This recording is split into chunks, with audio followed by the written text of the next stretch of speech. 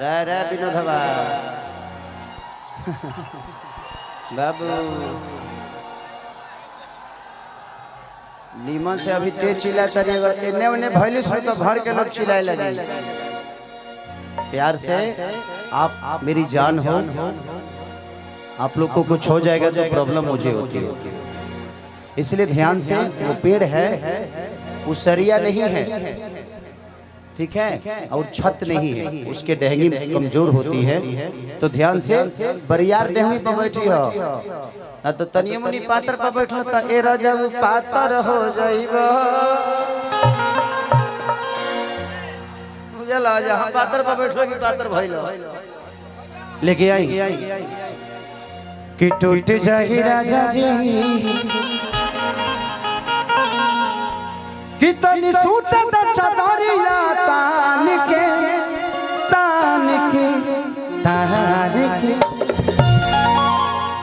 तो टूट जाही राजा जी। ऊपरवा से केंगे बा हां ओकरा पहले केंगे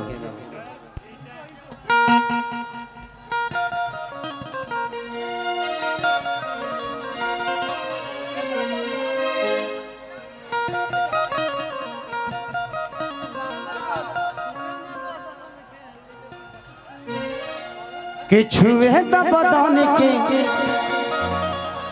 पूरा कदमन के चादर बिछा दे हनी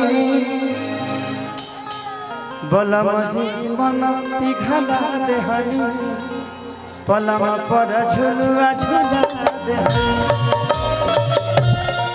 ये नहीं है, खत्म है, एकरा बुझात नहीं है। औरतिया कहती है पहले मर्दा कहता कि चढ़ल जवानी जियान भइल बा कि का कही धन परेशान भइल बा, तो चढ़ल जवानी जियान भइल बा का कही मन परेशान भइल बा।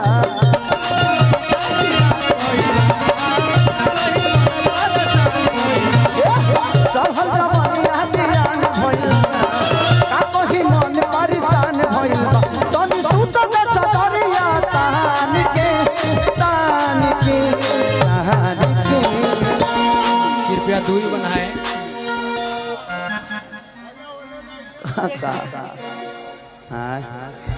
का नाम है तहार?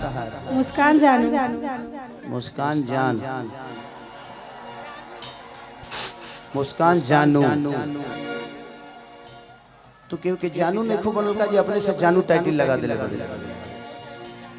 बहुत सारी मुस्कान है। हाँ तहार नजर हमरे गाय ढेर बा, तो हमारे बारे में गंदा गंदा सोचत रहू का हो। बहुत शरीफ आदमी है, हमरा के बिगाड़ो मो, हम निमन आदमी है, बिगाड़ो मत हमरा के। कितनी सूत द चदरिया तान के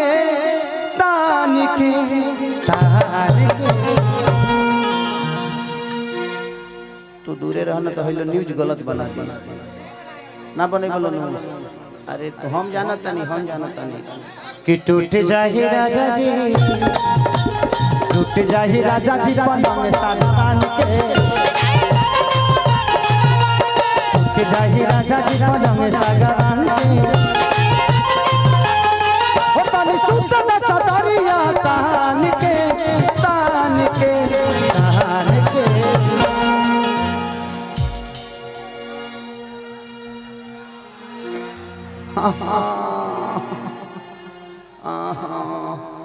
हम एगो डांटा निकलल बा, पैंट फाड़ दी बाबू। दाढ़ी पर बैठियो नोकिया ला पर ना। तो टूट जाही राजा जी, टूट जाही राजा जी पलंग में सागवान के, टूट जाही राजा जी पलंग में सागवान के।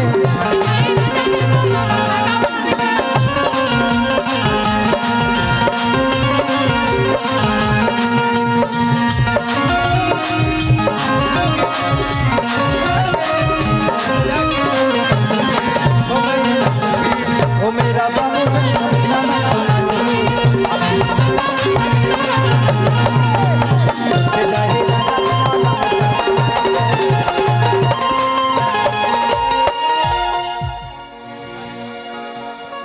कि देखा मोरा मन के चादर कटन के अरे चादर बिछा देहनी बलम जी मन पिघला देहनी बलम पर झुला देहनी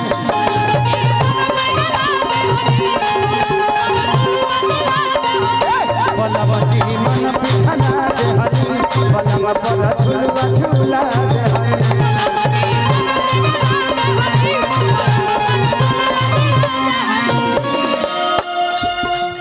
परियार बट बेदिया बखान के खान के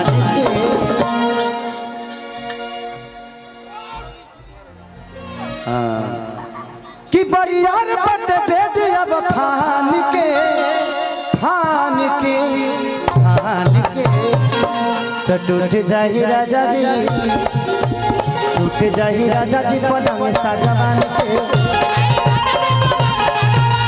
टूट जाही राजा जी पलंग साजवान टूट जाही राजा जी पलंग साजवान